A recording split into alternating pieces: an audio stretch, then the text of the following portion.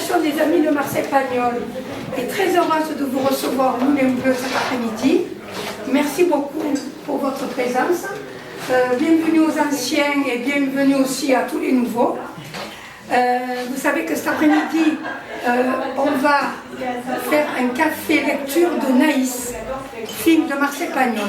Alors je vais vous dire quelques mots sur l'année 1945, l'année où est sorti le film de Pagnol. Alors on va faire un peu d'histoire, un peu de tout, hein. On va faire un bond de 80 ans en arrière. Donc en janvier 1945, alors c'est une année, comme vous le savez, extrêmement riche, hein, 1945. Ça n'a pas été une année banale, voilà. En janvier, il y a eu la création de l'UNESCO. Au mois de février, il y a eu la conférence de Yalta, qui a réuni Churchill, Roosevelt et Staline, et la France n'a pas été invitée. Au mois d'avril, le 28 plus précisément, Mussolini et sa maîtresse Clara Petacci sont fusillés par les partisans italiens. 2 jours après, le 30 avril, Adolf Hitler se suicide avec sa femme Eva Braun, épousée 2 jours avant. Le 8 mai, capitulation de l'Allemagne nazie. En juillet, conférence de Potsdam avec Truman, l'Américain, parce que malheureusement, Roosevelt est décédé entre-temps. Churchill, Staline et la France n'est toujours pas invitée. Au mois d'août, les 6 et 9, bombardements atomiques sur Hiroshima et Nagasaki au Japon. Octobre, création de la sécurité sociale. Et au mois de novembre, il y a eu le procès de Nuremberg. Donc vous voyez, ça a été une année très riche. Alors, plus léger, le prix Goncourt a été attribué à Elsa Triolet pour le premier accro, coûte 200 francs. Voilà. Et ils sont nés cette année-là, donc ils ont 80 ans cette année. Hein. Alors vous savez, Alain Souchon qui a 80 ans, on va dire ça se voit.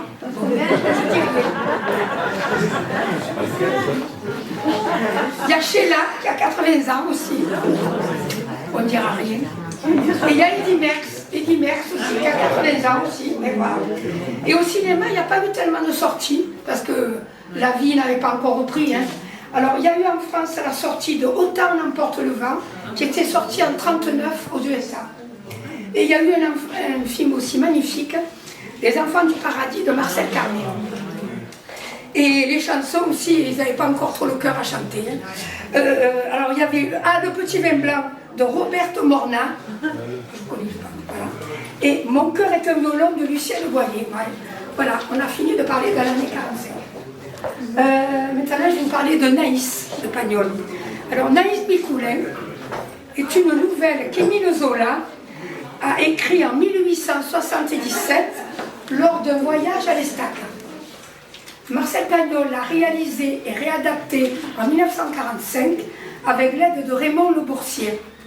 C'est un scénario tragique qui raconte l'histoire de Toine, ouvrier à la tuilerie de Saint-Henri et valet de ferme dans la propriété de riches aixois, les Rostins.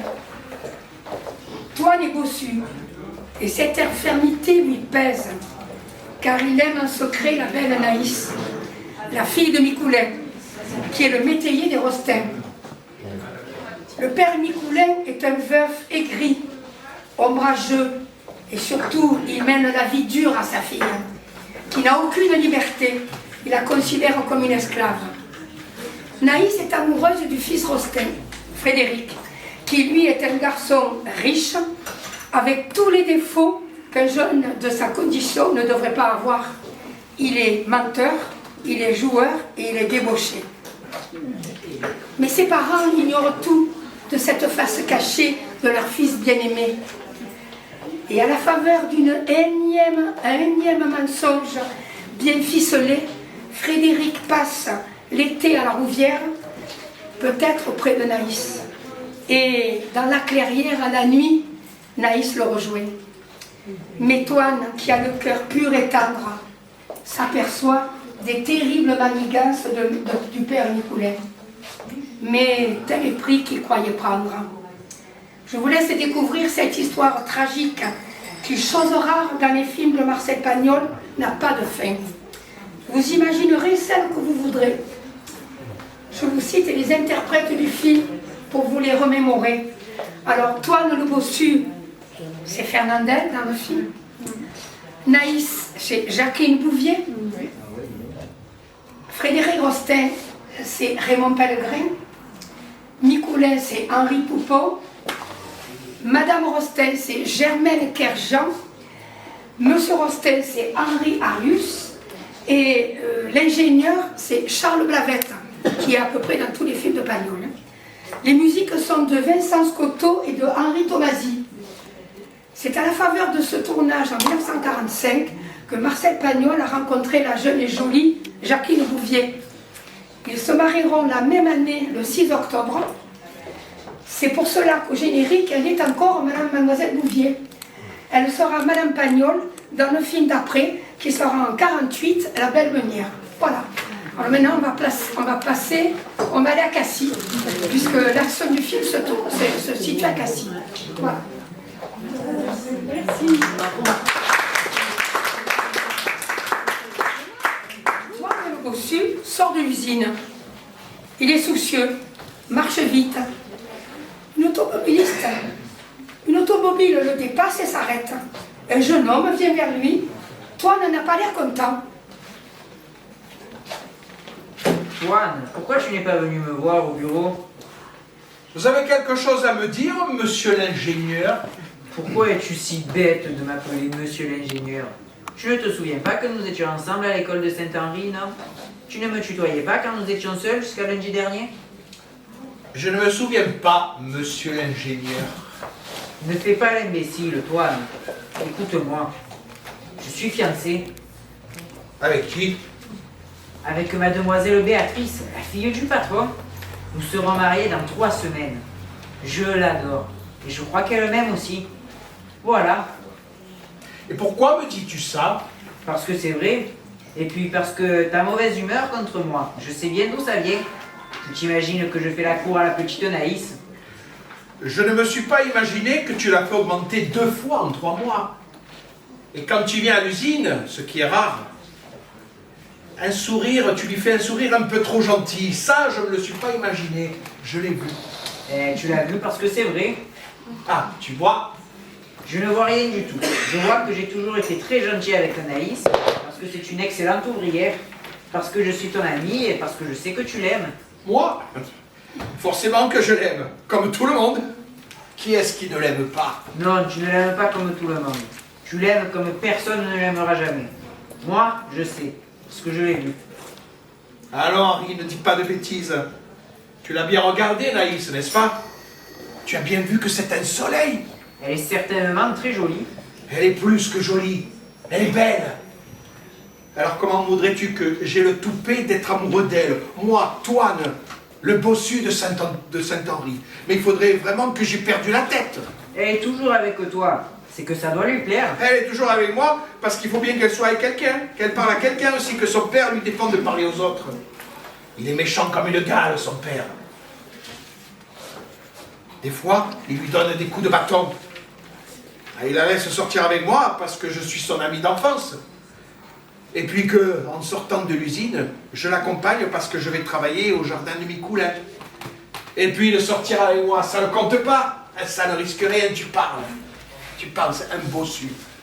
Les bossus, il ne faut pas trop s'y fier. Le duc de Lauzun, il était bossu. Oh, ça, je sais que dans la corporation, il y a eu des gens très bien, des ducs et peut-être des princes. Mais c'est pas ça qui les redresse. Mais le duc de Lauzun, c'était un séducteur. Il a eu plus de 500 maîtresses. 500 maîtresses? Ah oui, parce qu'il était duc et qu'il avait des sous. Mais pas du tout. Il a séduit des princesses qui étaient beaucoup plus riches que lui. Et il a épousé en secret la sœur du roi. Et il était bossu. Bossu. Mais un bossu comment? Un grand bossu ou un petit bossu? Un bossu ordinaire. Et il plaisait aux femmes? Il plaisait à toutes les femmes. Quand même. Je ne le savais pas, ça. Pourtant, des gens qui ont de l'amitié pour moi auraient dû me le dire. Et c'est parce que je t'aime bien que je te le dis. Et tu as vu ça dans les livres? Dans l'histoire de France. Dans l'histoire de France? Ah, dans celle que nous avions à l'école, c'est drôle, on n'en parlait pas de ce joli bossu. Bon, c'est vrai que le livre, il n'était pas bien gros. Hein. Il n'avait pas le temps de tout raconter. Et puis, on ne peut pas tout expliquer aux enfants. C'est vrai. Quoique tu sais, je ne dis pas qu'il faudrait le dire à tous les enfants, mais enfin, il me semble qu'un soir, quand la classe serait finie, le maître devrait renvoyer les autres élèves et puis il garderait les petits bossus, les petits boiteux, et il leur raconterait l'histoire du duc de Lozin. Ça serait très utile. Hein? Eh oui, Henri, parce qu'il y a des enfants bien tristes qui font semblant de rire tout le temps parce qu'ils ont tout le temps envie de pleurer. Si on leur racontait Lozin, les petits bossus riraient moins souvent parce qu'ils n'en auraient plus l'occasion. Je te prêterai un livre qui parle de lui. Tu vois comme l'instruction est une belle chose. Tu me le prêteras quand, ce livre? Cet après-midi à l'usine. Je me demande si Naïs a entendu parler de Lozin. Ah, je ne crois pas. Mais j'ai l'impression qu'elle va en entendre parler. Ah non, pas moi. Non, un peu de modestie, Henri. Ce n'est pas à moi d'en parler. Aujourd'hui, elle n'est pas venue à l'usine parce que c'est le jour où elle va à Aix. Elle va porter des fruits et du poisson à M. Rostin. M. Rostin, c'est le propriétaire de la ferme de Micoulin. Monsieur Rostin, l'accusé? C'est ça, c'est un homme de loi. Et son fils est très gentil. Chaque année, ils viennent ici pour les vacances depuis toujours. Et Frédéric, c'est mon ami. Il est étudiant. Tu vois comme c'est drôle.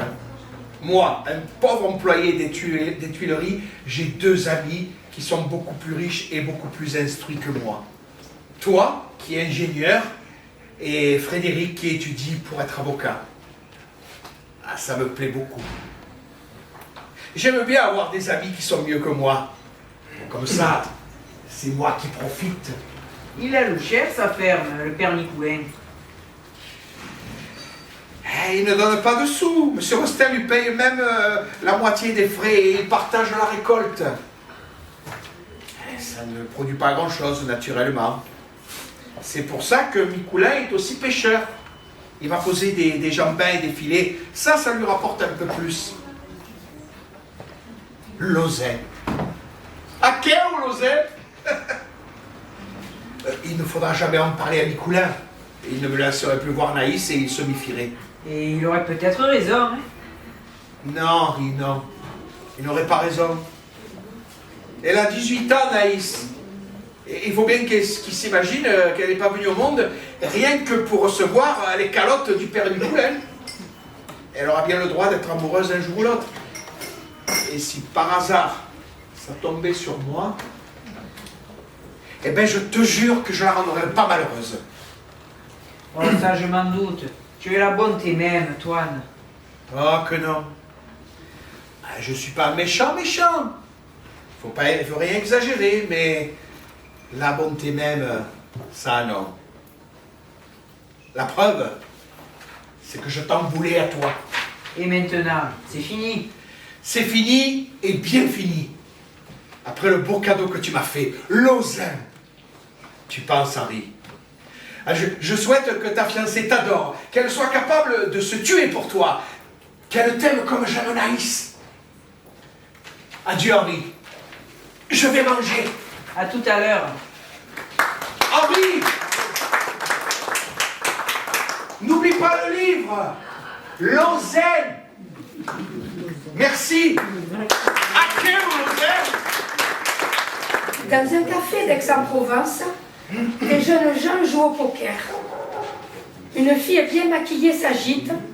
Elle est affalée sur l'épaule de Frédéric, qui serre ses cartes contre sa poitrine.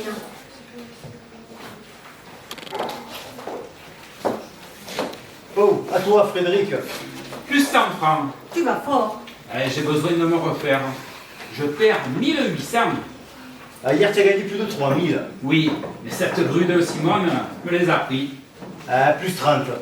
Dis donc, je te prie de ménager tes expressions, surtout devant du monde. Je les ai, tes 3000 francs, mais tu oublies de dire que tu m'en devais 1500 depuis 2 mois. C'est vrai, tu ne me dois donc que 1500 francs. Je te dois rien du tout. Quand on est un garçon de bonne famille, on fait des cadeaux à sa maîtresse et on ne les lui reprend pas. Cet argent, tu m'en as fait cadeau. Je ne m'en souviens nullement. Ah, plus de 100. Tenu. Un carré de roi et tout ça pour moi. Je ne t'ai rien donné du tout. Tu ne t'en souviens pas parce que tu étais sous. Il a fallu que je te passe de l'eau sur le visage à la fontaine des 4 dauphins. Ça, je m'en souviens assez nettement. Si je t'avais laissé rentrer comme ça, Madame Mère aurait perdu en 5 minutes toutes les illusions sur toi. Et moi, j'aurais perdu le bénéfice de 10 ans d'hypocrisie familiale. J'ouvre, ça vaut 1500 francs. Tu me les as barbotés en profitant de mon état d'ivresse. Mais tu les as mérités. Je te les donne. Plus de 100. Tu es un chou. Où? Hé, où vas-tu maintenant? Je vais me taper un thé chez la mère Crussol. Il y a 2 ou 3 vieilles filles, son neveu qui est séminariste et sans doute 1 ou 2 curés. Si tu ajoutes que la mère Crussol a une gueule de vieux bedeau, tu peux imaginer la scène. Et de quoi ils parlent, ces gens-là? De nourriture et de religion. Ouais. Et toi? Qu'est-ce que tu fais? Moi, je suis tout à fait dans le ton. Je parle à voix basse, et quand on discute des mœurs du siècle, je lève les yeux au ciel, et je dis, ce sont des malheureux égarés. Il y a de quoi se taper le cul par terre. Et tout ça pour être agréable à tes parents? Surtout à ma mère. Mon père est un abruti, mais ma mère est une très brave femme. Elle est un peu folle, évidemment, mais elle m'adore. Et je fais tout ce que je veux, à condition de lui jouer la comédie. Ce n'est qu'une habitude à prendre, et puis, ça lui fait tellement plaisir.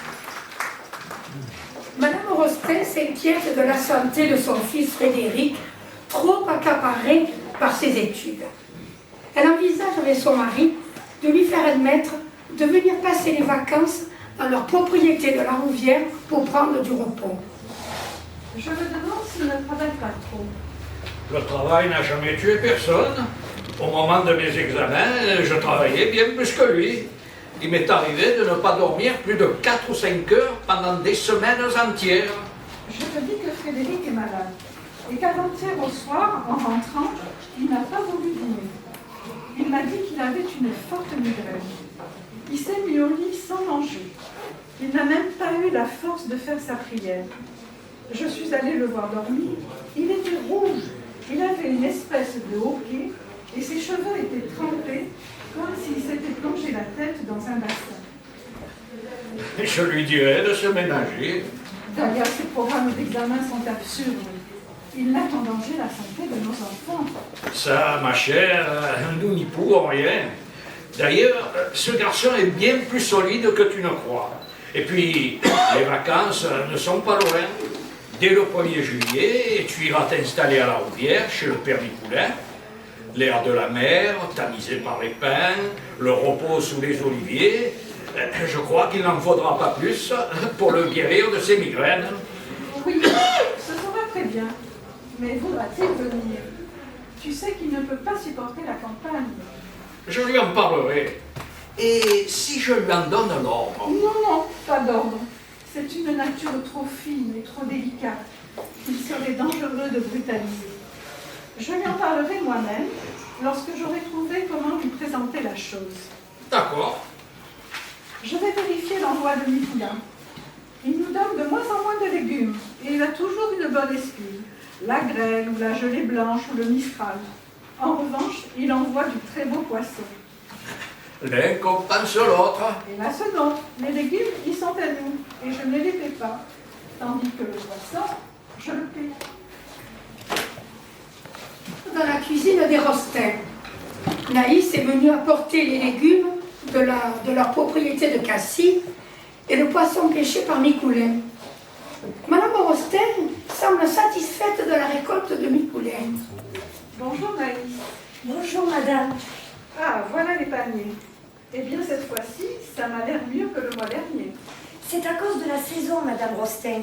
Le mois dernier, il n'y avait pas grand-chose. Tandis que maintenant, c'est réparé. Alors, les légumes sont mieux venus.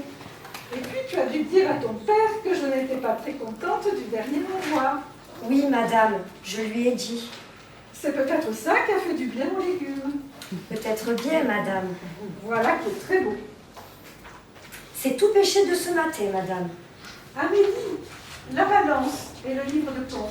Le livre est dans le tiroir, madame. Eh bien, c'est parfait. Tu diras à ton père que je suis satisfaite. Merci, madame. Mon père m'a dit de vous présenter ses salutations et de vous demander des nouvelles de votre santé et de celle de monsieur Rostin.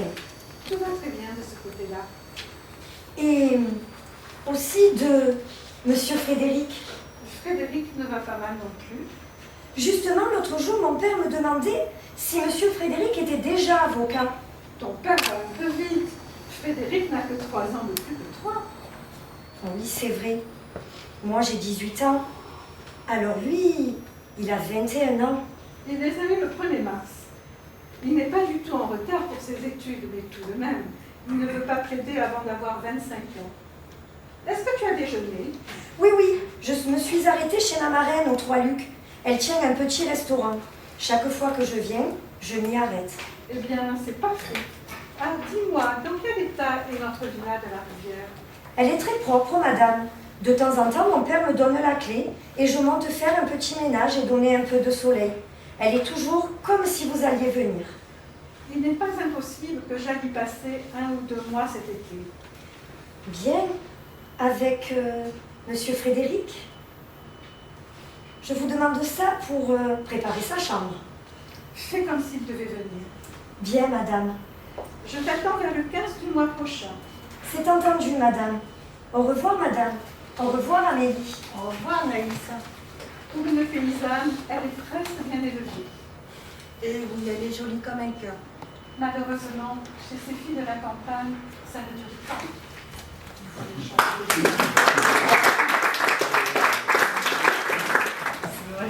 Naïs longe le couloir vers la sortie. Soudain, une porte s'ouvre et Frédéric paraît. Il regarde avec étonnement la jeune fille. Naïs? C'est toi, Naïs? Oui, monsieur Frédéric, c'est moi. Oh, mais tu as l'air d'une vraie jeune fille, hein? C'est que je suis une jeune fille. C'est ma foi vrai. Tu m'impressionnes, tu sais. C'est extraordinaire. Je n'en reviens pas. Tu te souviens des vacances il y a 3 ans? Oh oui, je m'en souviens. De bien jolies vacances. Nous jouions aux cachettes sous les hangars. Oui, je m'en souviens.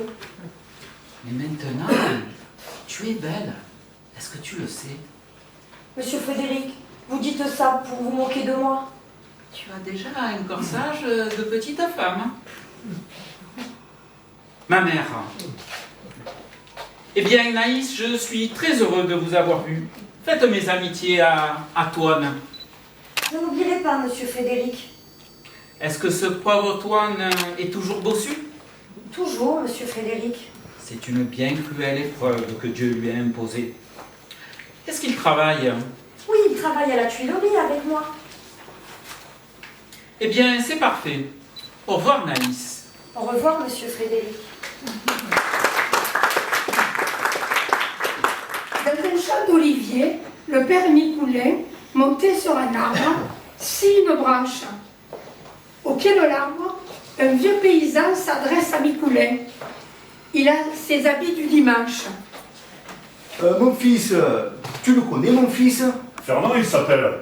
Ouais, c'est ça, Fernand. Je l'ai jamais vu que de loin. Et maintenant, je le vois encore que de loin.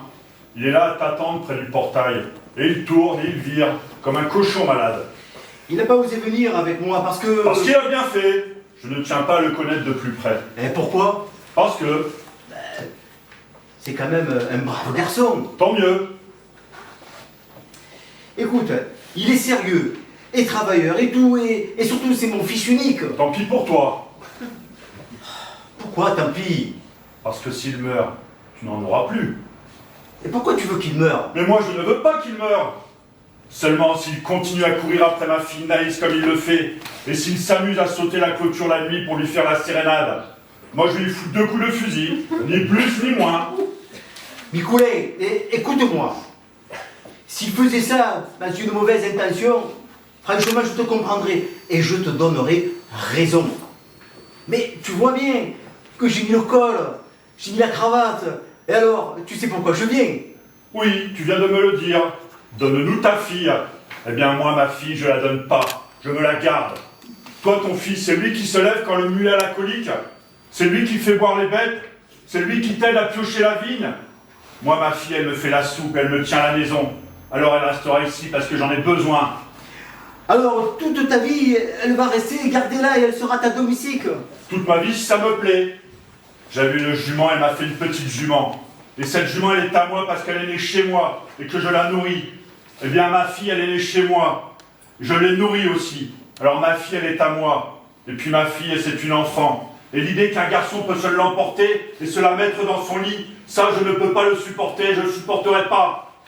Nicolas, tu penses qu'à toi. Et Anaïs, tu es sûr que ça lui plaira tant que ça de rester vieille fille? Il faudra bien que ça lui plaise. Il faudra bien. Et ton fils, il lui a parlé? Eh bien sûr qu'il lui a parlé. Un jour, sur la plateforme du tramway. Il lui a dit quoi? Il lui a dit quoi?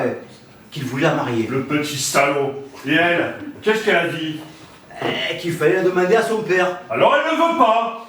Si elle a dit ça, c'est qu'elle ne le veut pas. Et si elle ne le veut pas, il n'y a plus rien à dire. Alors tu lui diras à ton fils qu'il ne vienne plus rôder par ici. Rappelle-le lui. Dis-lui bien qu'il est fils unique. Unique. Bon. Adieu et bon vent. Dans le jardin de Micoulet, Ton est assis sous le figuier. Il lit passionnément la vie du duc de Lauzun.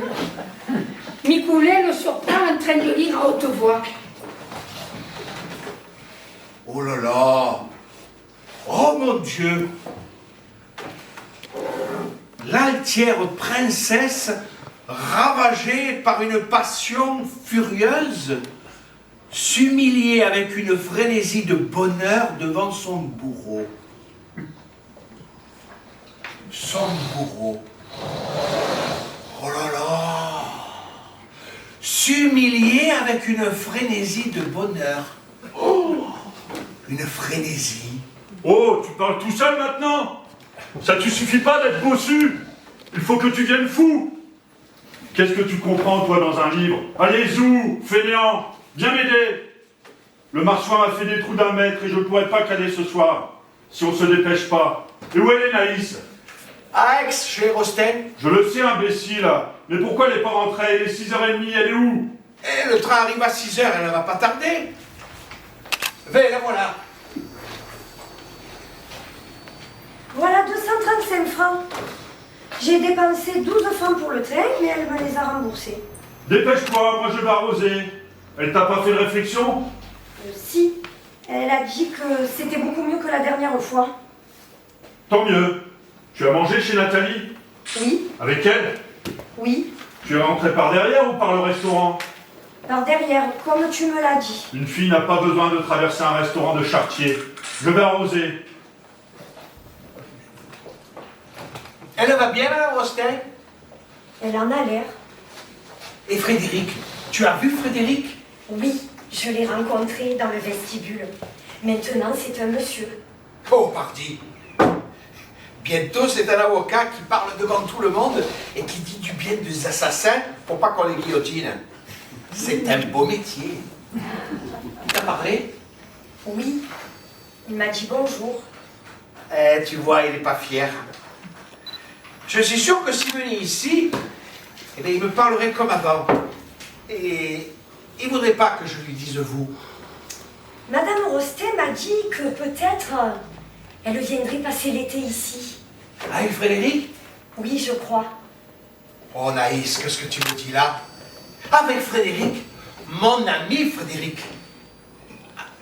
Je lui dirai peut-être pas tu le premier jour, parce qu'il aura le col et la cravate.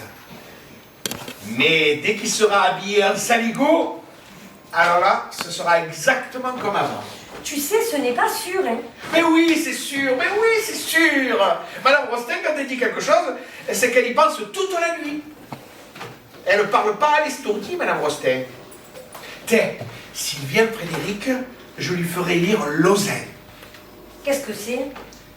Un livre que Vernier m'a prêté. C'est l'histoire de France. Tu t'intéresses à l'histoire de France, toi? Ah oui, mais pas toute, bien entendu. Ça serait trop long, tu comprends? Mais il y a des passages très amusants, très intéressants. Par exemple, la vie du duc de Lausanne. Oh, moi, tu sais, les livres, ça me dit guère. Oh, mais celui-là te dira beaucoup. C'était l'histoire d'un homme qui plaisait à toutes les femmes. Oui, il a séduit la sœur du roi, la grande mademoiselle. Et puis mademoiselle de la Ferté. C'est vrai? Il y a des hommes comme ça? Et je comprends qu'il y en a. Des hommes qui ont un charme, une voix qui plaît, une odeur qui vous fait tourner la tête. Et puis qui savent parler, qui savent sourire. Et lui, il savait tout ça. Et pourtant,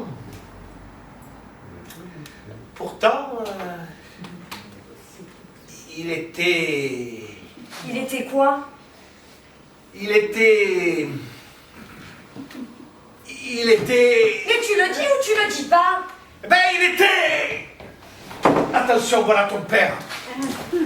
Remettre le souper sur le feu. Je veux manger de bonne heure. Nous irons caler après, il y a de la lune. Au travail.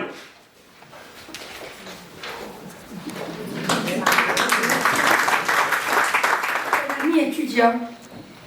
Il lui fait part de sa rencontre avec Naïs et de son intention d'aller passer ses vacances dans la propriété de ses parents.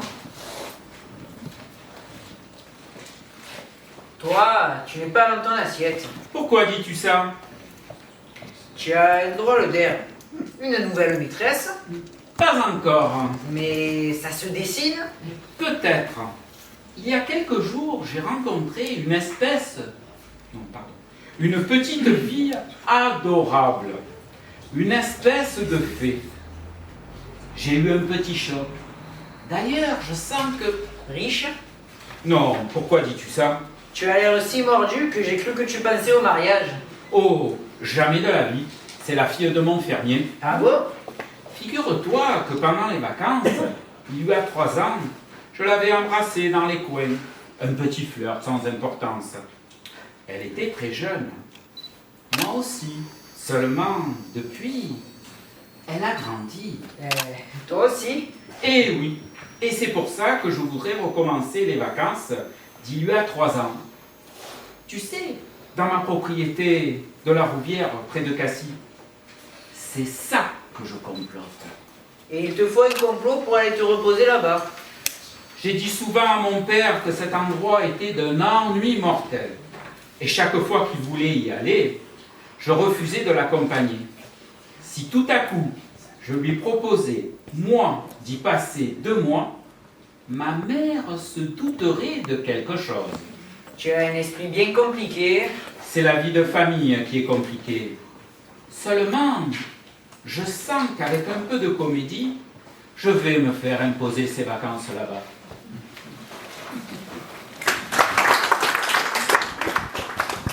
Dans la salle à manger, les Rostins. La famille est à table.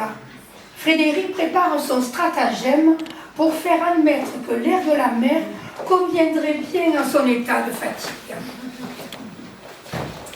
Monsieur l'archiprêtre a été particulièrement brillant, n'est-ce pas, mère? Il est toujours brillant. On ne se lasse pas de l'entendre. C'est vrai, on ne s'en lasse pas.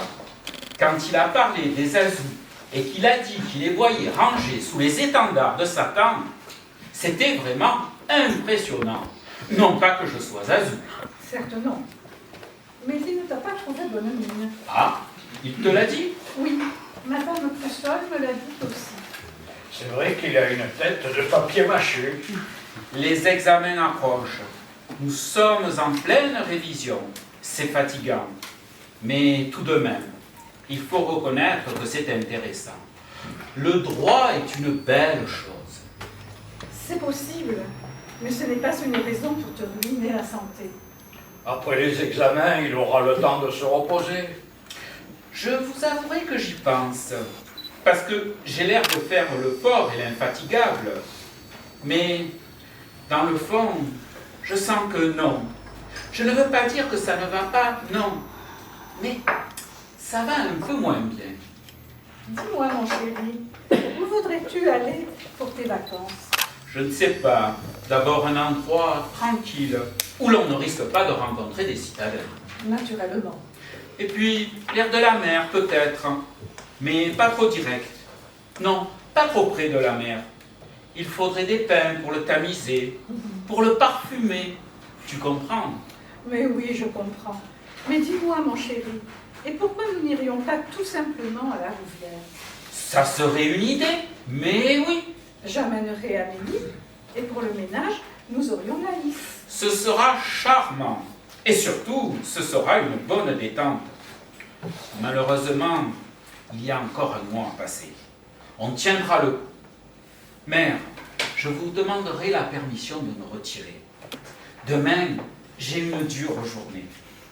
J'aimerais m'endormir de bonne heure. Bonsoir, mon chéri. Cet enfant ne me donne que des satisfactions. Espérons que ça continuera. Je crains de le voir changer. Je le trouve un peu trop sage. Et ça pourrait lui passer d'un seul coup.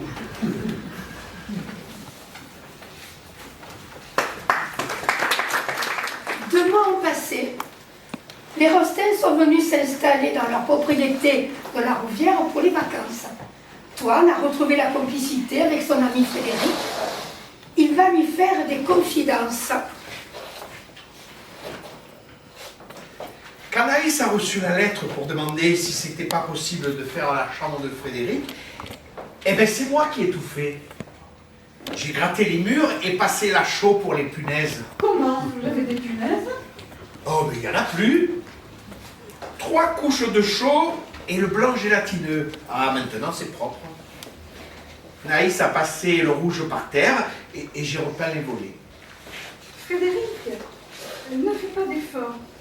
Tu es ici pour te reposer et non pour faire le déménageur. Ne craignez rien, mère. Naïs, détache les chaises longues et porte-les sous le figuier.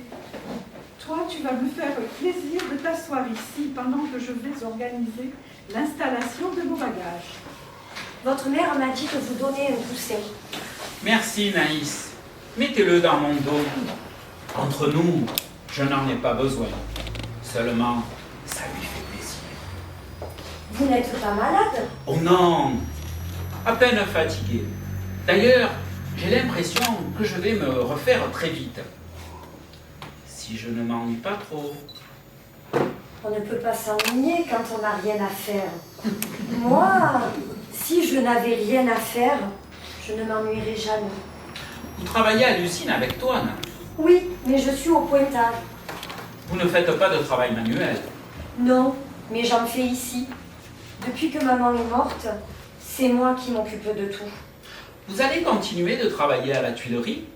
Non, pendant les vacances, je dois rester ici pour faire le ménage. C'est votre mère qui me l'a demandé. Toine aussi, il restera. Il ira faire les commissions avec l'âne. Il couchera dans la cabane des outils. Dites-moi, votre père est gentil avec vous? Il est avec moi comme avec tout le monde. Naïs, où tu es? C'est comme ça que tu travailles? Naïs, dites à votre père que je désire lui parler. Vous m'avez demandé, monsieur Mikoula? Oui, parce que j'ai plusieurs choses à vous dire. C'est vous qui venez d'appeler mademoiselle Naïs? Bien sûr que c'est moi. Vous l'avez appelée d'une voix de stentor. Moi?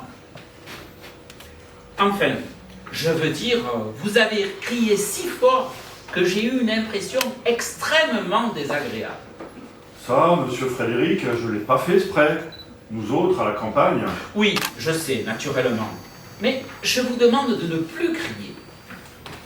J'ai beaucoup travaillé cette année. Et mes nerfs sont un peu déréglés.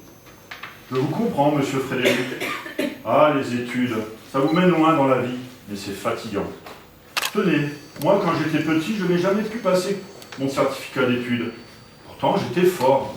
Seulement, les nerfs, comme vous dites. Alors, pensez-vous comme je vous comprends. C'est exactement la même chose. Vous venez tirer les filets demain matin, monsieur Frédéric? Non, pas encore, Mikoulin, pas encore. Dans quelques jours, je ne dis pas non. Je vous préviendrai. Envoyez-moi Antoine, s'il vous plaît. Tout de suite, monsieur Frédéric. Vous voulez Naïs aussi? Pourquoi faire? Ah bon? Vous m'appelez, monsieur Frédéric? Oui, je t'appelle parce que j'ai à te parler. D'abord, quand nous serons seuls, tu me diras tu. Ça ne vous gêne pas? Ça me gêne que tu me dises vous. Eh, parce que je connais ma situation. Un pauvre pastisseur d'argile buante, alors n'est-ce pas? Alors tu me diras vous devant ma mère. Ah, ça, bien sûr, devant votre mère, en te disant tu, c'est comme si je la tutoyais. Mais si vous me permettez que je te tutoie quand je suis seul avec vous, et je suis tellement content que je sais même plus ce que je dis. J'ai envie de faire un petit tour dans la propriété. Viens avec moi. Et Mikoulin, qu'est-ce qu'il va dire si je me promène? Ne t'inquiète pas de Mikoulin. Ce n'est pas lui qui commande ici. Le patron, c'est moi. Il vaut mieux que je t'accompagne parce que le bord de mer est de plus en plus dangereux. Ça s'effondre de temps en temps. Dis-moi, il me semble que le champ s'est rétréci. Ça fait 3 ans que tu n'es pas venu. Eh oui, 3 ans. Après ton départ, une nuit, il est tombé une grosse tranche. Et je vais te montrer l'endroit où je mets les pièges à lapin, que tu ne te fasses pas pincer les orteils. Où donc? Mais tiens, voilà un piège. Ah, bah ça.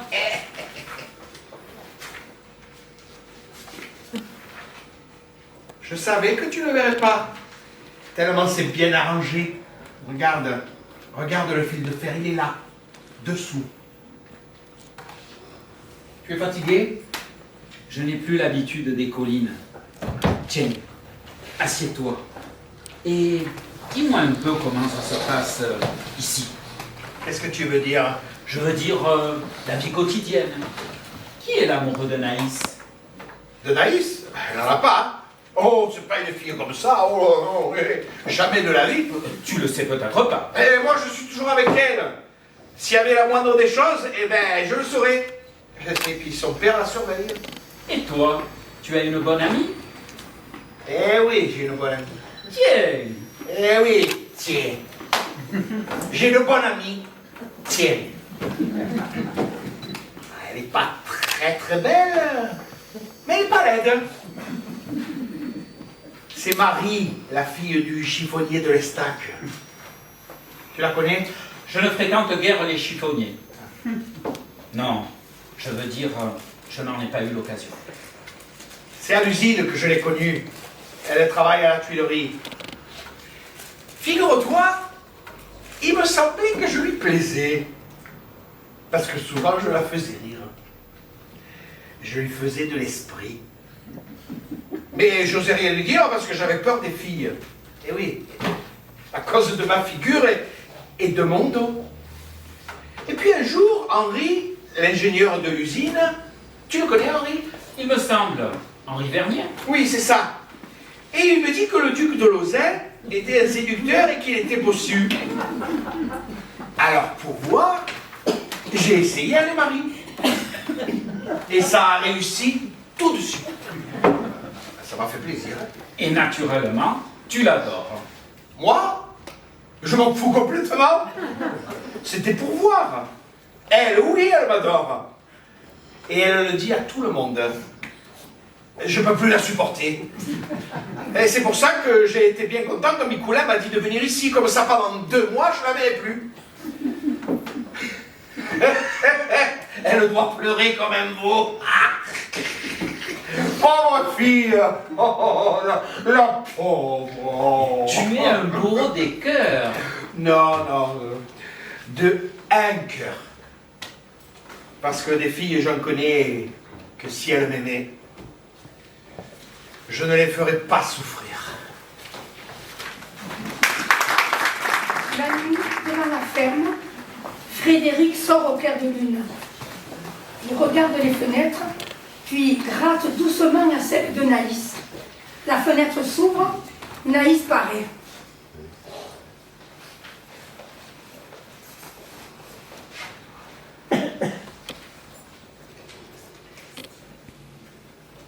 Qu'est-ce qu'il y a, monsieur Frédéric? J'ai envie de te parler, puisque dans la journée, c'est impossible. Mais maintenant aussi, c'est impossible. Si mon père s'éveillait. Il n'y a pas de danger. Ce soir, il était éreinté. Il doit dormir comme une souche. N'aie pas peur. Et qu'est-ce que vous voulez me dire? Viens te promener avec moi. Nous irons voir le clair de lune. Viens.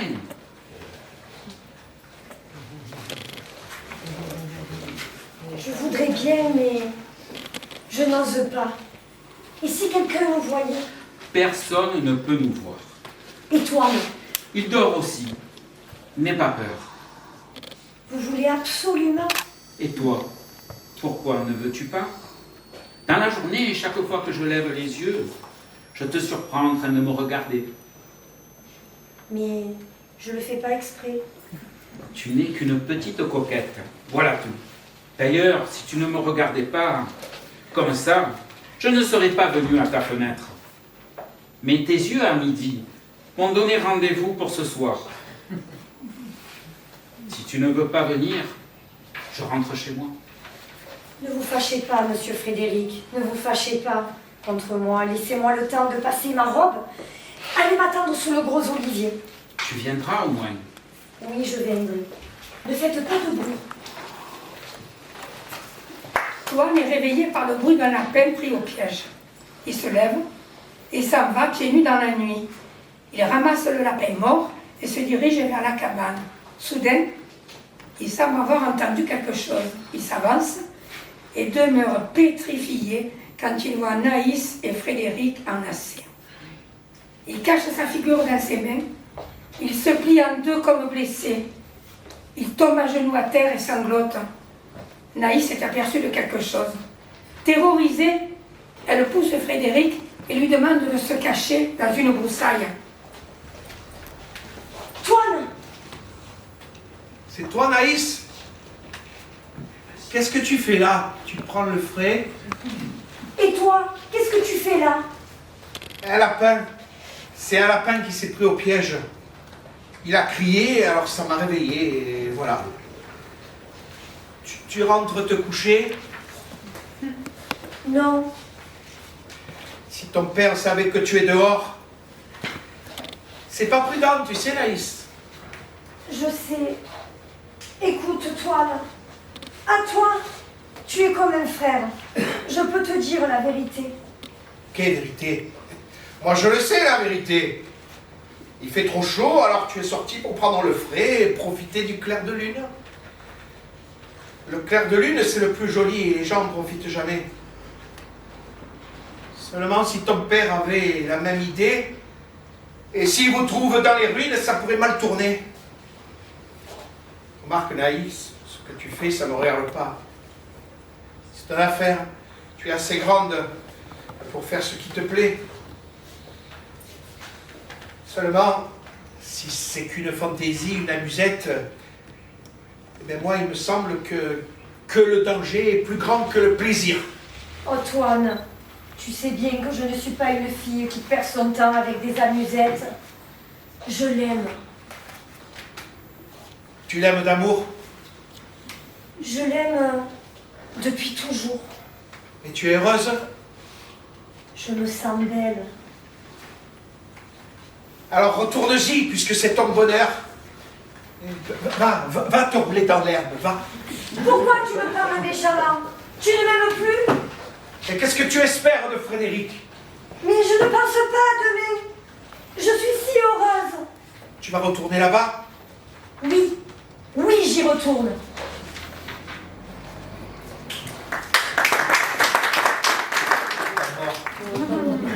Ah oui, c'est pris au piège. Bon. Et tiens, maintenant je pleure.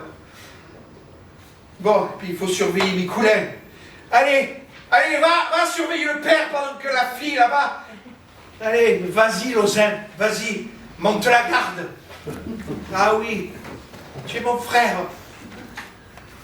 Moi, son frère. J'aimerais mieux.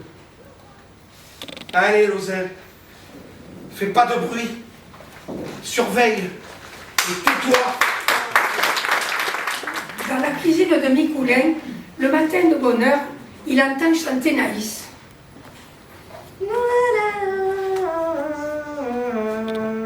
Qu'est-ce que tu as de chanter comme ça, toi?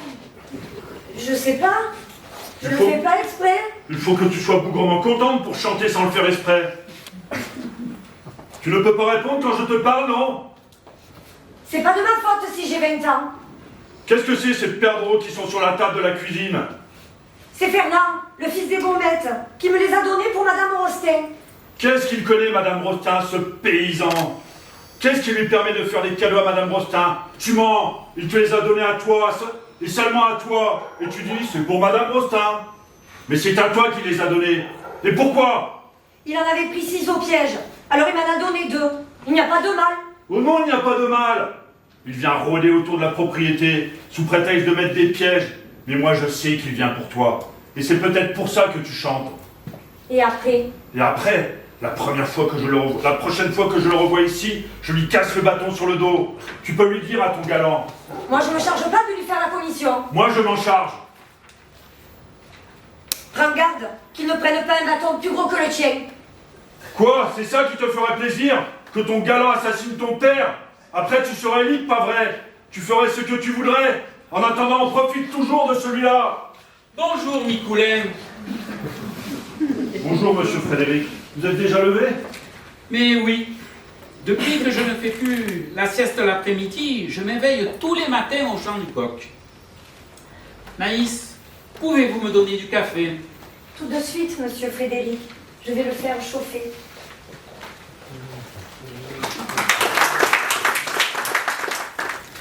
Assis sur un banc, Micoulin répare un filet.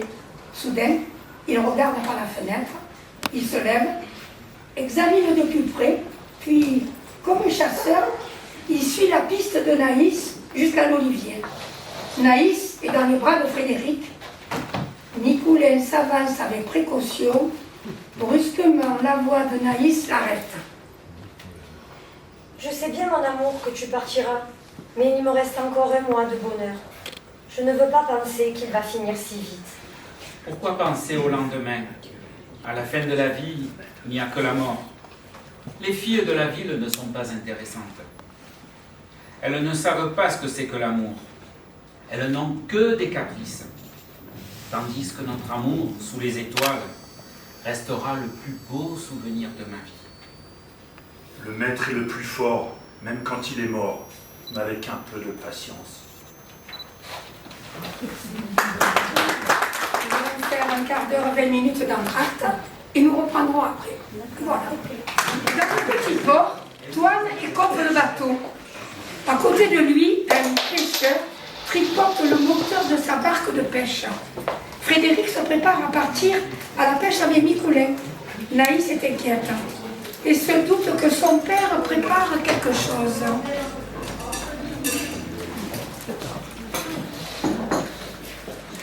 Oh, Toine, tu sors avec Micoulin? Non, il va pêcher avec Frédéric. Il a vu que ça m'aurait fait plaisir d'aller avec eux. Alors il m'a trouvé du travail. Toujours gentil, Micoulin. Toujours aimable. Tiens, et voilà. Embarquez, monsieur Frédéric. Allez, Zou, allons-y. Et nous aurons de grandes bouillabaisse à nous étouffer. Mettez-vous à l'arrière, monsieur Frédéric. Vous serez mieux. Oh, ils vont loin. Ils vont tirer les jambes. Parce qu'ils vont si loin, ils auront de la peine à rentrer. Pourquoi? le Mistral d'hier n'est pas mort. Il s'est calmé parce que le soleil vient de se lever, mais d'ici 1 heure, il peut reprendre. Hein. Mon père m'a dit qu'il ferait beau. Ah, ton père a des idées. Moi, j'ai les miennes. Avec un ciel comme celui-là, moi, sans moteur, je sortirai pas. Ils ont la voile quand même. Avec un Mistral, ta voile, elle te mène jusqu'en Algérie. En route, tu meurs de faim. Ou alors, si tu veux rentrer en tirant débordé, chaque fois que tu vires contre le vent, tu risques de chavirer. Et là, Naïs, d'après sa coupe, elle doit chavirer facilement. Dans 1 heure, il sera prêt ton moteur? Oui, si tu m'aides à le remettre en place, pourquoi? Si des fois il ne pouvait pas rentrer, nous pourrions aller les chercher. C'est une précaution, tu comprends? Toine, j'ai peur. Tu as peur de quoi? Je ne sais pas. Depuis quelques jours, il me regarde avec un drôle d'air. Ce matin, il avait une espèce de contentement plein de méchanceté. Regarde comme il a mené loin. Frédéric ne sait pas nager. Mais c'est pas la faute de ton père. Il a dit qu'il n'y aurait pas de vent. Et regarde, le vent il s'est levé. Ils ont monté la voile. Il vaut mieux pour rentrer plus vite avant que le Mistral soit trop fort. Il prépare quelque chose. J'en suis sûre, Toine. Le bateau a chaviré. Vite, prends la barque d'Elzéar. Vite. La barque d'Elzéar pique droit vers l'Anaïs. Mikoulin et Frédéric s'accrochent à la barque qui a chaviré. Toine et Elzéar repêchent les 2 naufragés. Le bateau arrive enfin. Naïs, il est sauvé. Moi aussi, je suis sauvé. Pourquoi tu ne le dis pas? Oh, mais vous savez bien, vous savez nager. Vous êtes marin, tandis que lui, peu cher. Le plus malheureux, c'est cette belle bouillabaisse que nous avions. Des rascasses comme ça. N'est-ce pas, monsieur Frédéric? Oui, la pêche était belle. C'est bien dommage. Cette fois, ça n'a pas réussi. Mais moi, je me décourage pas. Je réussirai sûrement la prochaine fois. Dans sa chambre, Naïs assise sur son lit et toute pâle parce qu'elle a vécu dans l'après-midi. Son père a encore une fois voulu tuer Frédéric lors d'une partie de chasse. Elle a dû s'élancer sur lui et dévier la trajectoire du canon dirigé vers Frédéric. Soudain, la porte s'ouvre, Mikoulin entre, il a le visage crispé. Ne dis rien, ne fais pas de bruit.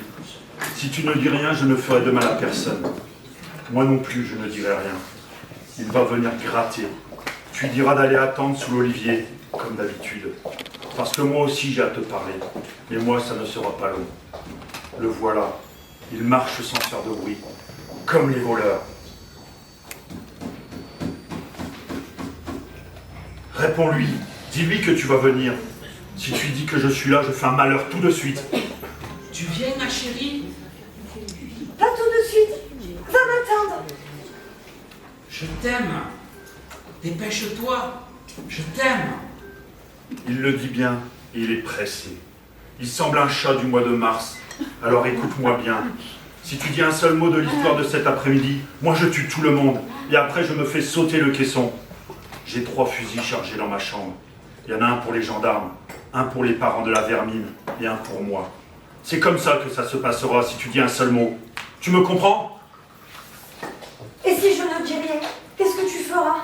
Si tu ne dis rien, ça s'arrangera tout seul. Je tuerai pas les autres. Je tuerai que monsieur Frédéric. Le petit voyou de la ville le verra. Mais je le tuerai pas tout de suite. J'attends l'occasion. Et ce sera un accident. Mais tu veux le tuer, pourquoi? Parce que je le tuerai. Écoute, je ne le verrai plus, je ne lui parlerai plus. Trop tard. Maintenant, c'est trop tard. Maintenant, il faut le tuer. C'est comme ça. Si tu veux, demain, je partirai chez ma marraine. Je dirai à monsieur Rostin qui est malade, qu'il faut que j'aille la soigner. Ça, oui. Tu feras bien d'y aller chez ta marraine. Comme ça, tu ne le verras pas mourir. Tu sais bien qu'il doit partir à la fin du mois, dans 12 jours. Tu fais aussi le compte des jours? Eh bien, 12 jours, c'est le temps qu'il me faut. Alors, tu veux aller à Aix, devant les juges? Oh non, moi les juges, ça ne me plaît pas. Personne n'y comprend rien parce que ça sera un accident. Il faut que je combine dans ma tête. Je vais prendre le temps de réfléchir. On l'enterrera au cimetière de Cassis et moi j'irai à son enterrement. Maintenant, tu peux aller le retrouver. Va te rouler dans l'herbe et profites-en. Je le sais depuis plus d'un mois. Je vous ai surpris dans les ruines. J'avais une hache à la main. Et tu vois, je vous ai laissé bien tranquille. Écoute, et s'il voulait se marier avec moi? Il te l'a promis? Mais bien sûr qu'il te l'a promis. Ah, le menteur. Alors pourquoi il ne vient pas te demander à ton père? D'abord, tu mens. Il ne t'a rien promis. Mais moi, je t'ai promis quelque chose. Et ma parole, je la tiens toujours. Maintenant, je n'habiterai plus cette maison. J'irai habiter dans ma cabane de la falaise. Alors toi, pour tes rendez-vous, tu n'auras qu'à fermer la porte à clé. Et tu iras le retrouver dans ta chambre.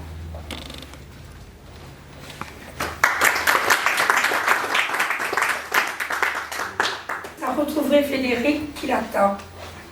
Elle se montre très inquiète sur le danger qui le menace.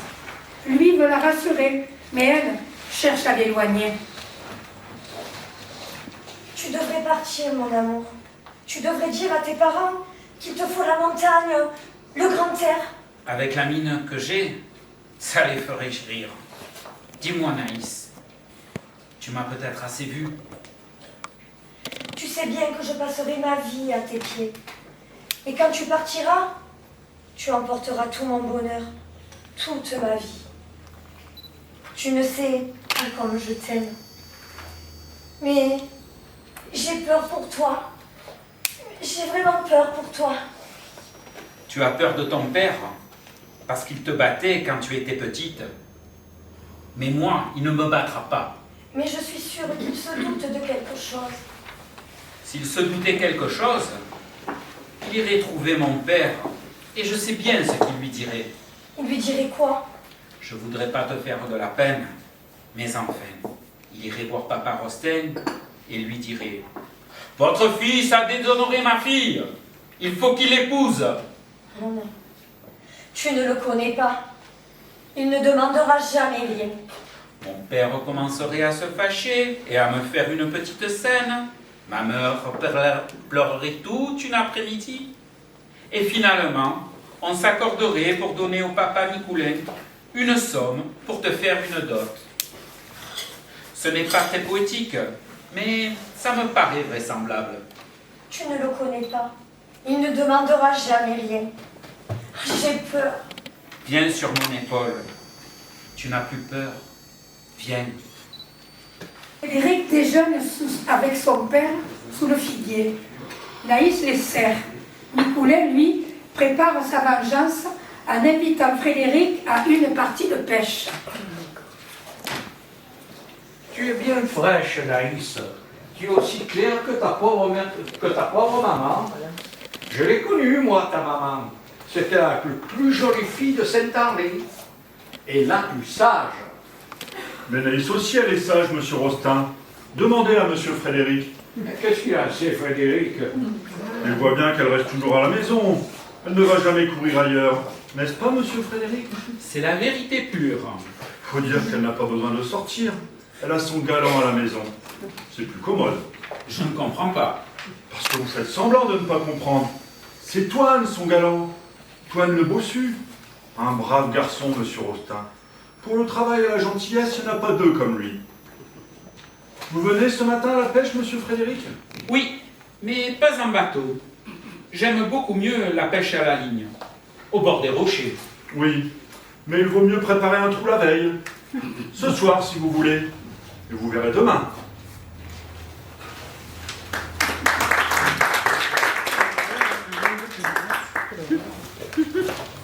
Naïs, désemparée, se confie à Toine des projets de Nicolas.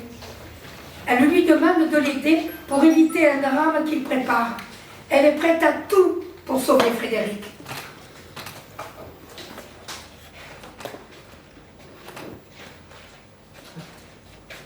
Toine!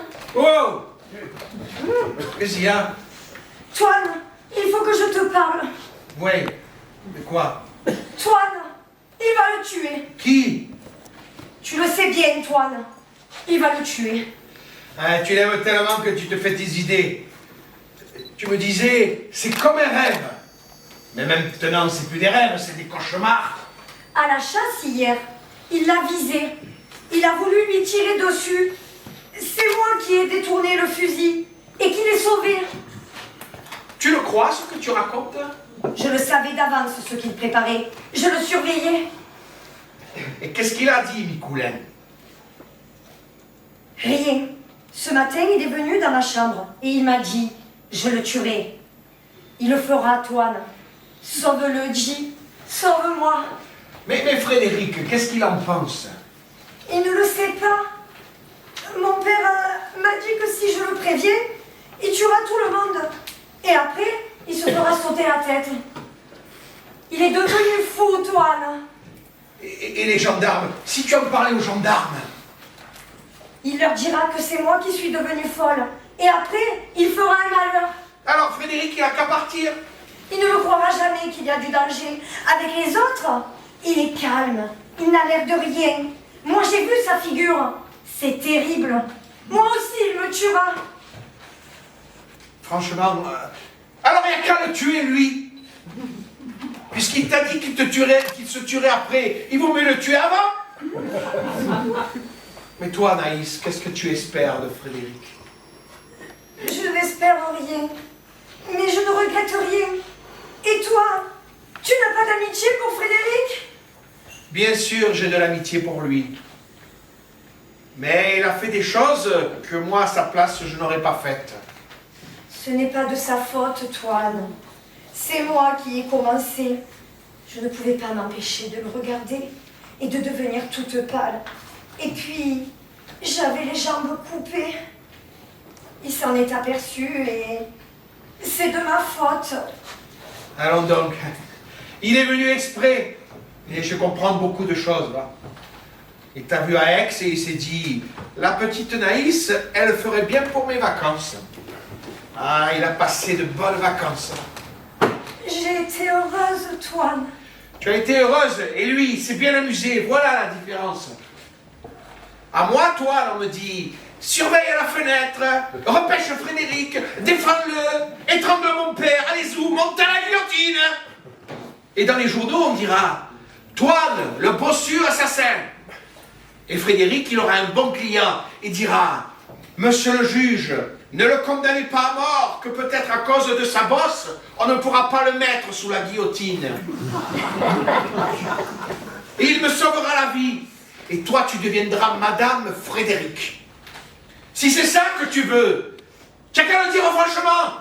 Moi, ton père, je me le coupe en deux et je le finis à la serpe. Tu dis des choses affreuses, Toine. Mais je l'ai dit, moi je l'ai dit, mais toi tu les penses. Moi, je ne veux pas qu'il lui fasse de mal.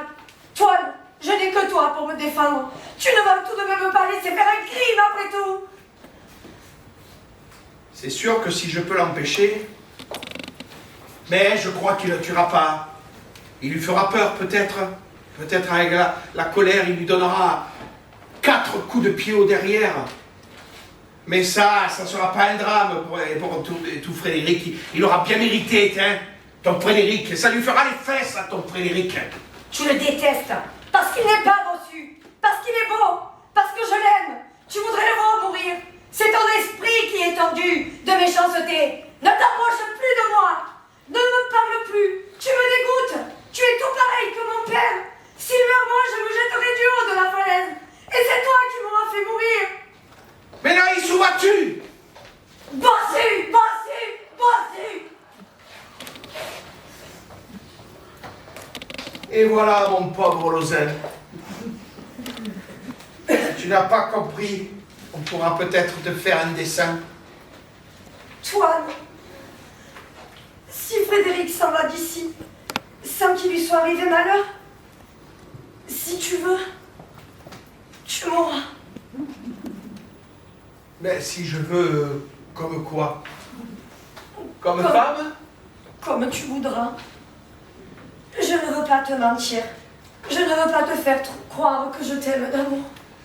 Après tout ce que tu m'as dit, ce serait difficile. Toine, je n'ai jamais menti à personne. Tu as ma parole. Frédéric, s'il est sauvé, je ferai ce que tu voudras. Voilà. Eh bien, j'accepte. Si tu consens à devenir ma femme, tu sais bien quelle joie ça me ferait. Mais c'est pas pour ça que je le ferai. Et j'accepterai pas si tu n'en as pas besoin, tu comprends? Parce que quand Frédéric sera parti d'ici, tu seras peut-être forcé de prendre un mari. Eh oui, forcé. Et moi alors, je te prendrai même avec une bosse. Ça excusera la mienne.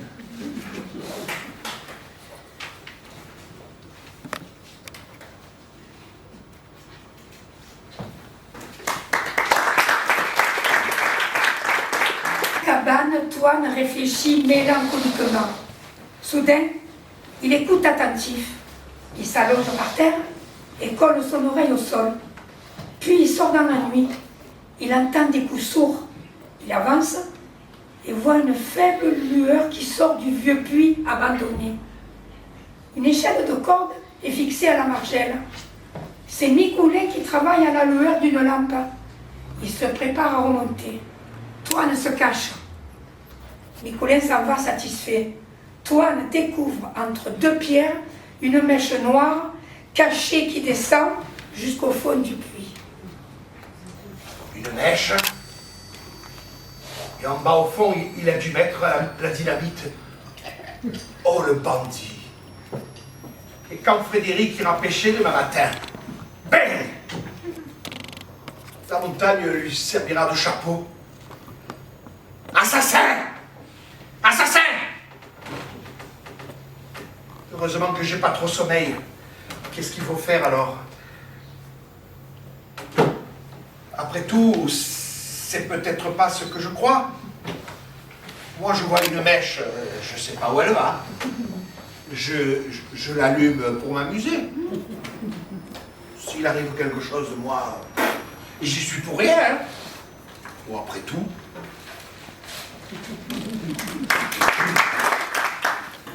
Naïs essaye de convaincre Frédéric de ne pas aller à la pêche. Elle sait que son père prépare un piège pour le tuer. Frédéric ne veut pas l'écouter. Écoute, Frédéric, ne va pas à la pêche ce matin. Naïs, il faut que je justifie ma présence ici par divers amusements puérils qui me reposent l'esprit. Ton père a préparé cette pêche pour moi. Si je n'y vais pas, que penserait-il? N'y va pas, Frédéric. Écoute, je ne t'ai pas tout dit. Quand tu seras avec lui sur le rocher... Non, il ne vient pas avec moi. Pourquoi? Je ne sais pas. Il m'a dit qu'il se sentait très fatigué. Il m'a dit qu'il avait besoin de dormir. Ah bon? Pourquoi? Ah, ça, je n'en sais rien pourquoi. Comme toi, je dirais, tu m'escagasses. En tout cas, je vais à la pêche seul. C'est étrange. Mon père se lève toujours à 5 heures du matin. Raison de plus, il manque de sommeil. N'y va pas, Frédéric, ou alors, si tu veux, vas-y avec Toine. Non, non, laisse dormir ce pauvre Toine. Mais non, il n'en a pas besoin, il est déjà réveillé, le brave Toine. Tiens, toutes les cannes sont prêtes. Voilà les esques, elles sont belles. C'est des dures. Ça, c'est mon café. Oui, il est sucré. Si ça te fait rien, je m'assois un peu, comme un riche. Je me prépare un casse-croûte. Ne mange pas maintenant.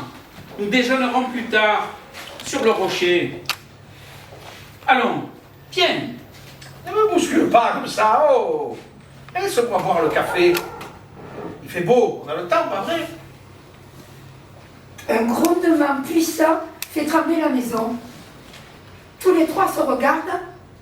Un nouveau grondement. Le tonnerre. Il va pleuvoir. La falaise est tombée à la mer avec la cabane de Micoulin. La cabane a disparu. Elle a été écrasée par les blocs de rocher. Eh, si nous étions à la pêche, heureusement que nous n'étions pas pressés. C'est là que tu as mis ce baptême? Oui, mère. Maintenant, je serai sous cette avalanche. Mon enfant, Frédéric, mon enfant, merci mon Dieu. C'est terrible. Pauvre Micoulin. Il aimait tant la pêche. Il aimait tant la chasse.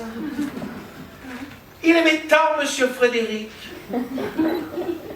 Maintenant, il est là, dessous. Tout écrabouillé. Enfin, elle ne souffrira plus.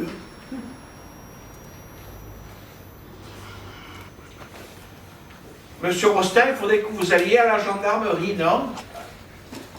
Oui, je vais descendre à la gendarmerie pour faire la déclaration. Vous savez, monsieur Rostin, remarquez que la déclaration, ils ont dû l'entendre.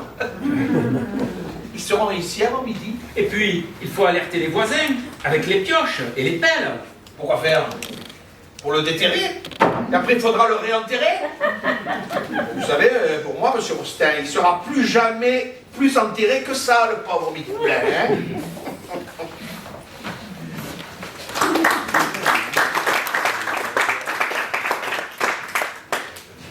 Toine a sauvé Frédéric, mais ne veut pas se sentir responsable de la mort de Micoulin. Les vacances sont finies. Naïs a compris qu'elle ne pourra pas garder Frédéric. Leur histoire va prendre fin. Il va partir à Paris pour ses études. Naïs, Frédéric est sauvé, mais ce n'est pas grâce à moi. Alors tu ne me dois rien. Ce n'est pas grâce à toi. Comment veux-tu qu'un bossu fasse tomber une falaise? C'est un accident de la nature.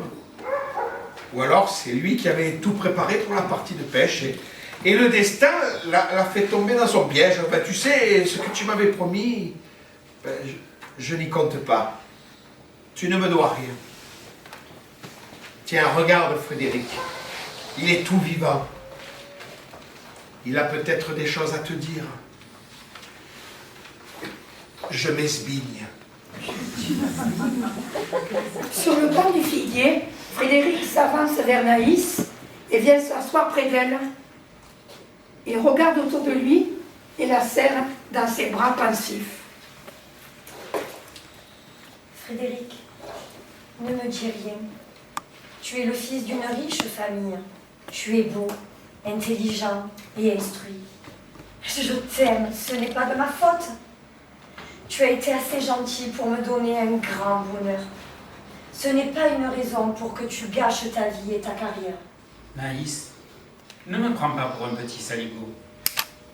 Pour toi, je veux devenir un honnête homme. Parce que je t'aime. Ne me le dis pas si tu as pitié. Tu vas partir tout à l'heure. Parle-moi raisonnablement. Il faut que je termine mes études. Mais je reviendrai. Ce n'est pas sûr, Frédéric. Oui, c'est sûr. Je reviendrai. Attends-moi. Je sais que tu ne reviendras pas, mais ça ne fait rien. Je t'attendrai. Mon bonheur, ce sera de t'attendre. Peut-être un jour.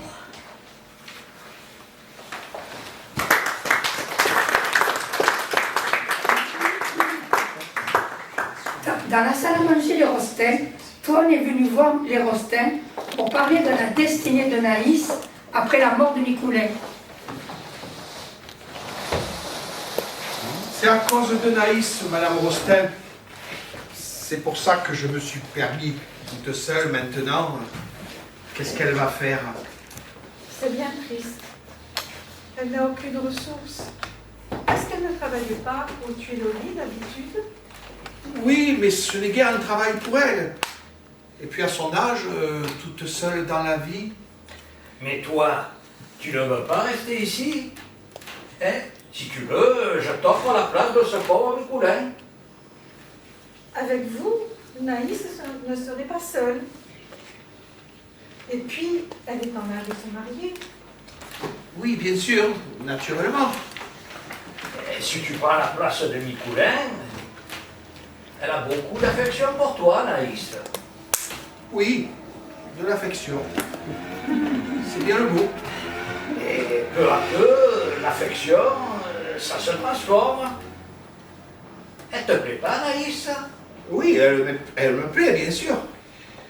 Mais le genre d'affection qu'elle a pour moi, ça pourrait se transformer si moi, je me transformais le premier. Il faudrait me repasser la bosse. Et malheureusement, c'est impossible. Alors, que pouvons-nous faire? Mais j'avais pensé que, puisque Frédéric va partir pour Paris, et que Naïs est si gentille, peut-être que Madame Rostin la garderait comme femme de chambre à Aix. Moi, je resterai ici, si vous voulez bien. Toi, tu es un brave garçon. Pour ce qui est de toi, je te garde ici. Mais pour Naïs, nous allons réfléchir. Bon, je pars faire ma déposition à la gendarmerie. Hein. La voiture sera là vers 3 heures. Il faut préparer nos bagages. Et pour Naïs, Madame Rostin, j'ai oublié de vous dire quelque chose. Et j'ai bien fait de l'oublier parce que je préfère vous le dire à vous toute seule. Naïs, si vous l'emmeniez, ça enlèverait du souci à Monsieur Frédéric. Du souci? Quel souci? Il l'aime bien, n'est-ce pas? Oui, c'est une petite camarade. Oui, naturellement. Je sais que jusqu'à 12 ans, elle partageait ses jeux. Oui, elle partageait ses jeux. Ils jouaient à papa-maman. Comme des enfants de cet âge. Eh oui. Et je crois qu'ils ont continué. Ils ont continué. Quoi? Et à partager leurs jeux, comme vous dites. Seulement, c'était la nuit dans la Pinède. Et quelqu'un qui ne les cherchait pas les a trouvés. Et voilà. C'est comme ça. Je suis certaine que Frédéric a respecté sa petite camarade. Vous les avez vus? Ça ne m'a guère fait plaisir. Il s'agissait certainement d'une promenade au clair de lune. Ah oui, ça a dû commencer comme ça. Mais moi, quand je les ai vus, ils ne se promenaient plus. Enfin, je veux dire, ils n'étaient pas debout. C'était sous les genêts. Il bavardait. Ah non, oh non. Il n'aurait pas pu remuer les lèvres. Hein. Frédéric est incapable d'un acte aussi laid. Un acte qui serait un crime. Eh oui, c'est un crime que tous les garçons de 20 ans sont capables. Seulement, il y avait les étoiles, le clair de lune, et les grillons, et ça, les grillons, c'est terrible pour les garçons. Il paraît que les filles ne s'habituent jamais. J'ai l'air de faire des histoires de vilains bossus, mais ce que je dis, Madame Rostin, c'est pour le bien de Naïs. Quel bien peut-elle espérer, cette petite dévergondée? Oh, vous savez, elle espère rien du tout. Mais moi, j'espère un peu. Parce que je sais que vous allez à la messe tous les dimanches, et même les jours de pluie.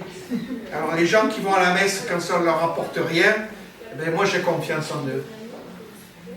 Parce qu'ils croient à toutes ces choses, au bon Dieu, aux anges, au péché, à l'enfer. Alors, c'est pour ça que je vous ai parlé. Vous avez bien fait. L'inconduite de Naïs et la sottise de Frédéric ne me forcent pas à faire entrer cette fille dans ma maison. C'est que Madame Rostin, les grillons du clair de lune, des fois aux filles, ça leur fait des enfants. Je ne dis pas que c'est le cas, non, non, non, je n'en sais rien, mais enfin ça pourrait arriver. Alors moi, je ferai tout ce qu'il faudra, je l'épouserai dès que l'importance de la bosse nous forcera de faire la cérémonie. Moi, un enfant de Naïs et de Frédéric, vous pensez, si je me le prendrais? Oh oui, Madame Rostin, je serais assez malhonnête pour ça. Seulement vous, Madame Rostin, vous y avez droit avant moi. Alors je vous le dis. Emmenez Naïs avec vous. Comme ça, si ce que je pense arriver, vous seriez sûr que ça vous appartient. Voilà, Madame Rostin, je vous ai tout dit. Je ne veux pas trop insister parce que le plus drôle, c'est que Naïs, je l'adore. Je l'adore depuis toujours. C'est ça le plus drôle.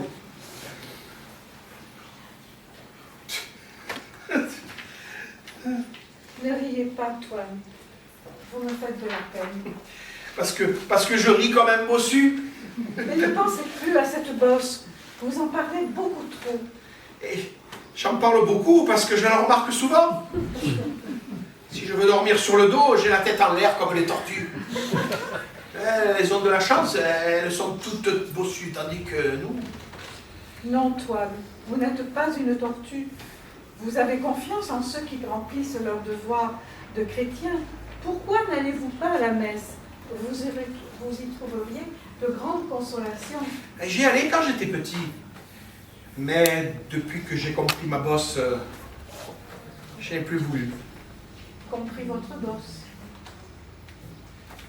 Je vais vous dire, Madame Rostin, quand j'étais petit, mes parents m'adoraient.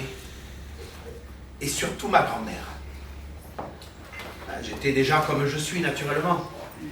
Mais moi, je ne le savais pas. Enfin, je veux dire que je ne savais pas la différence qu'il y avait avec les autres. La bosse, c'est traître. Ça nous vient par derrière, on ne la voit pas. Chez les paysans, il n'y a pas d'armoire à glace. Et on ne se voit que dans les yeux de sa mère. Et naturellement, on s'y voit beau.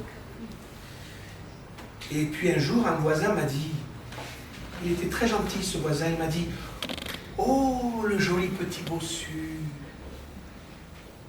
Alors j'ai demandé à ma grand-mère, mais qu'est-ce que c'est un bossu? Alors elle m'a dit, c'est vrai que tu es un joli petit bossu, parce que tu as le dos un peu rond, mais tu es beau quand même. Et c'est même à cause de ça qu'on t'aime bien plus que les autres. Alors je lui ai demandé, qu'est-ce que ça veut dire un bossu? Alors elle m'a chanté une vieille chanson, je ne me souviens plus la musique, mais les paroles, ça disait comme ça. Un rêve m'a dit une chose étrange, un secret de Dieu qu'on n'a jamais su. Les petits bossus sont de petits anges qui cachent leurs ailes sous leur par-dessus. Voilà le secret des petits bossus. C'est joli, mais c'est pas vrai. Moi, jusqu'à 10 ans, je l'ai cru. Je croyais que les ailes me poussaient. Et souvent, ma grand-mère me chantait la chanson qui était beaucoup plus longue que ça. Mais seulement les grand-mères, Madame Rostin, c'est comme le mimosa. C'est doux et c'est frais. Mais c'est fragile. Un matin, elle n'était plus là. Une bosse et une grand-mère, ça va très bien, on peut chanter. Mais un petit bossu qui a perdu sa grand-mère, c'est un bossu tout court. C'est bête de pleurer comme ça devant tout le monde.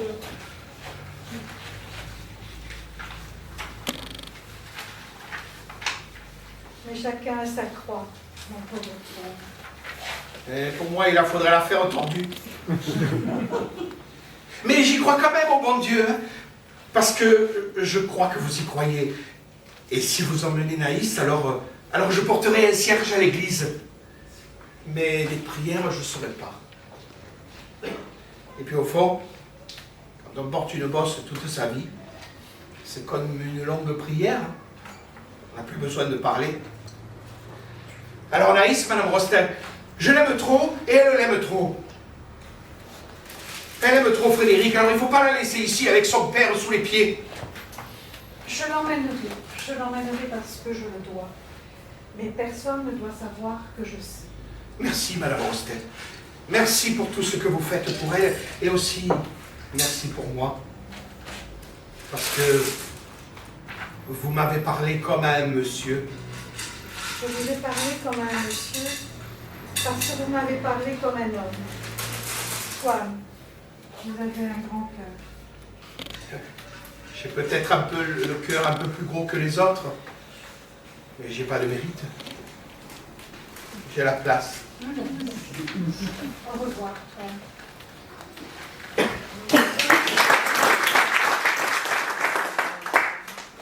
Frédéric et Naïs sont en pleine conversation. Soudain, Toine apparaît. Il semble les déranger.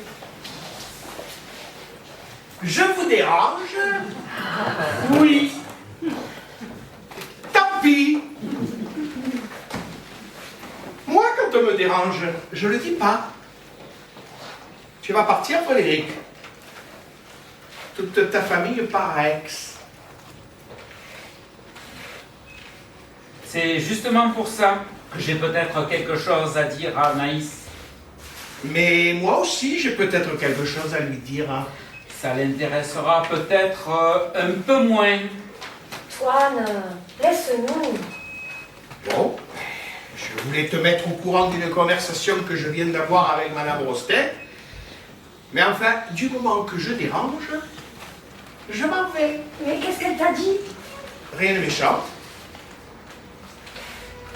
Toi, tu lui as parlé? Oui, longtemps. Elle m'a dit que je parlais trop de ma bosse. Et puis d'autres choses, voilà. Enfin, nous avons parlé aussi de vous.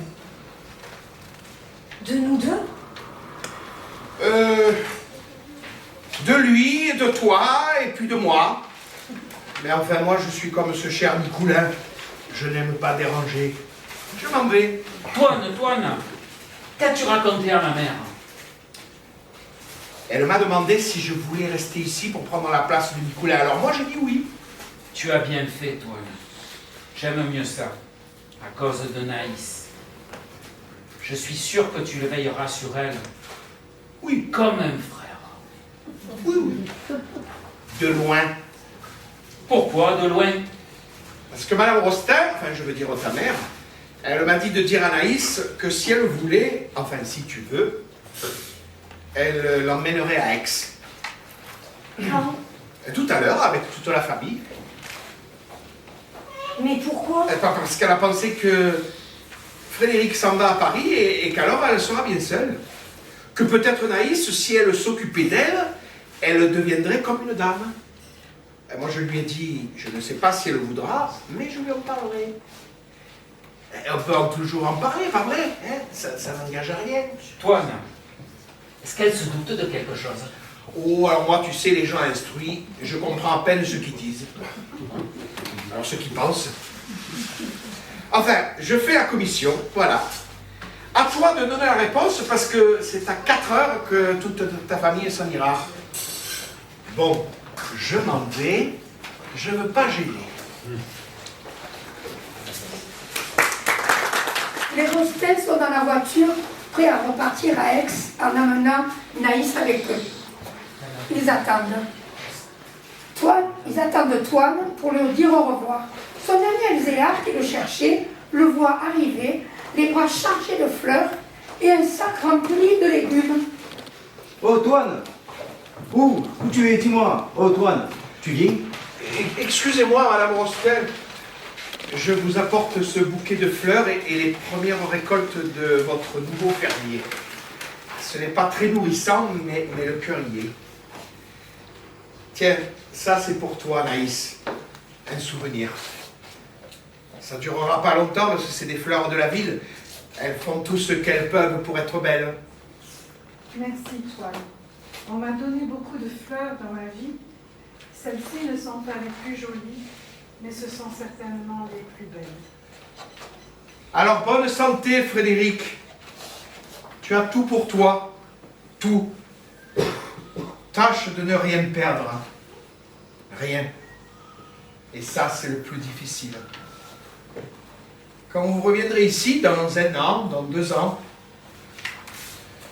vous trouverez Toine sur le portail et peut-être qu'Anaïs, je lui dirai vous. Pourquoi? Parce qu'elle viendra de la ville, monsieur Rostin. Et la ville, c'est plus fort que nous. Bon voyage, messieurs, dames. Et merci. Et voilà. Ils sont partis. Et toi? Où tu vas maintenant? Je sais pas, je vais réfléchir. Moi, je descends au village. Viens avec moi. Je t'offre le pastis. Si tu veux. Oh, maintenant, c'est toi qui as la clé. Tu es le patron. Tu crois?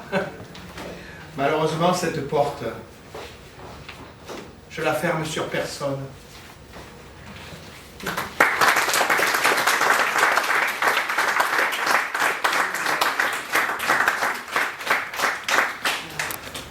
Conservatoire, c'était ma 3e année de conservatoire.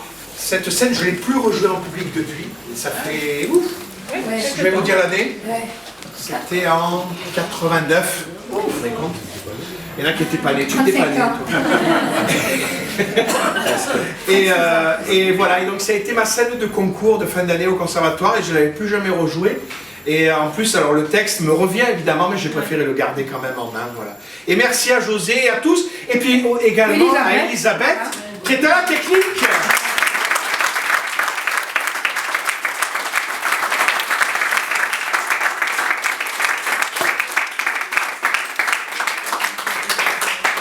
Si vous avez des questions à poser sur le film, voilà, vous avez vu qu'il n'y a pas de fin, hein, dans la nouvelle qui est très courte de Zola, Naïs se marie avec Frédéric, hein, c'est ça, hein, voilà. Mais dans le film de Pagnol, il ferme le portail, il reste à la Rouvière tout seul, et Naïs s'en va à Aix. Alors on peut tout imaginer. Est-ce qu'il reviendra, est-ce qu'il ne reviendra pas? On ne sait pas. Voilà. Mais oui, il faut être optimiste. Moi, je reviendrai, hein. C'est ça comme ça. On reviendra. Voilà. Merci encore à tous d'être venus nous voir, voilà, avec ce temps un peu gris, mais finalement c'est le meilleur moment pour être dans un petit salon de thé. Merci. Il y en aura d'autres. Ah oui, alors Daniel, tu peux prendre la parole aussi. Non, je veux dire qu'il y aura d'autres représentations qui se feront, peut-être pas qu'au Moulin Bleu, peut-être dans les collines, il y aura peut-être d'autres scènes, mais alors à ce moment-là, jouer, ce sera plus lu, chacun aura un rôle bien précis, donc voilà. Donc on vous attendra aussi dans les collines. Voilà.